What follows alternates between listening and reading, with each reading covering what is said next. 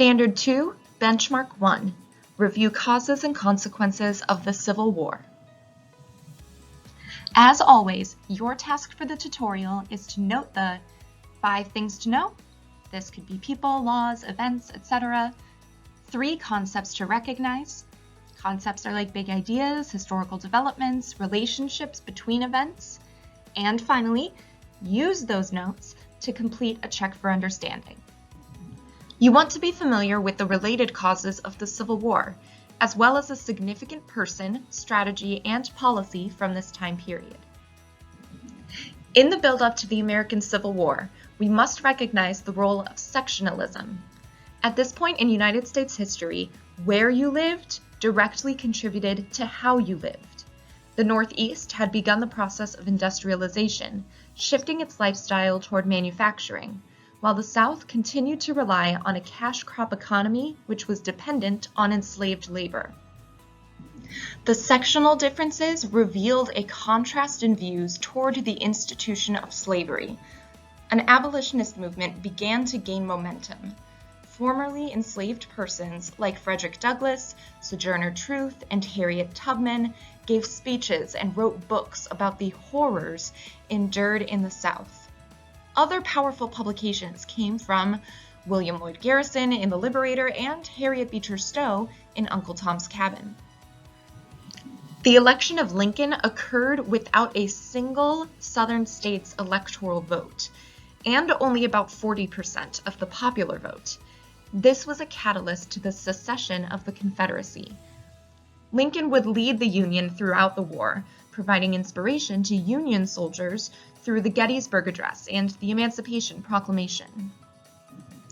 In terms of military strategy, the Union's Anaconda Plan was a naval blockade aiming to squeeze the Confederacy into submission while minimizing bloodshed. A moment from this time period that encapsulates the sectional tensions that resulted in this devastating Civil War would be Bloody Kansas. The Missouri Compromise had attempted to ease the sectional tensions. The subsequent Compromise of 1850 continued that trend. The Kansas-Nebraska Act ultimately demonstrated that compromise was no longer an option. The idea of popular sovereignty to determine whether or not the territory would allow the institution of slavery turned into violence in what became known as Bloody Kansas. Pause here if you need to document this information. Let's look at the key concepts to recognize for this benchmark. First, you need to understand how the causes of the American Civil War are intertwined. Expansion westward meant that with new territory, the question of the institution of slavery would come up again and again.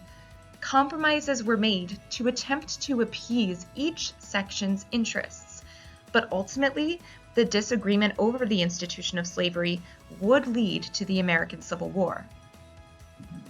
Second, this benchmark calls for a general understanding of the events that took place during the course of the Civil War. The advantages of the Union included its military strategy, and the Anaconda Plan is the most significant strategy to be aware of for the purposes of this course.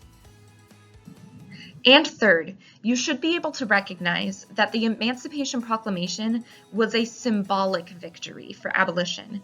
It proclaimed freedom for enslaved persons, but only for those in states of rebellion, of which the Union had no present authority.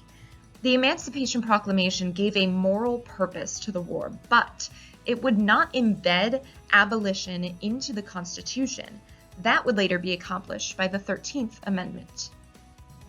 Pause here if you need to document this information. Hopefully you have been reflecting on what you do and do not remember in terms of the 5 things to know and 3 concepts to recognize. Now that you had a brief review, answer the question on this slide. What led to the secession of the Confederacy and the victory of the Union?